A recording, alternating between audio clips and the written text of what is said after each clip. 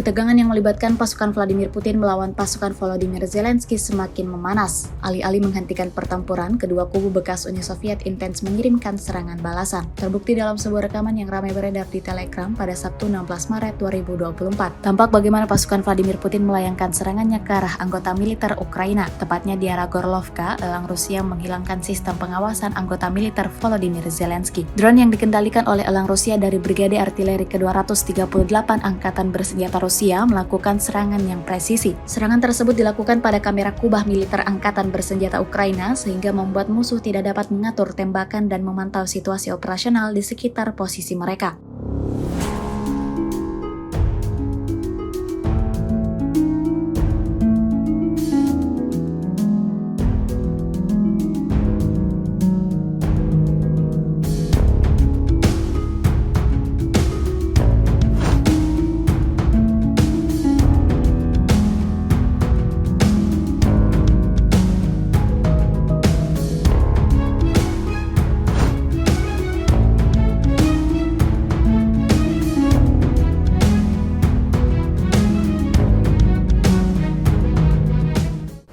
Download Tribun X sekarang, menghadirkan lokal menjadi Indonesia.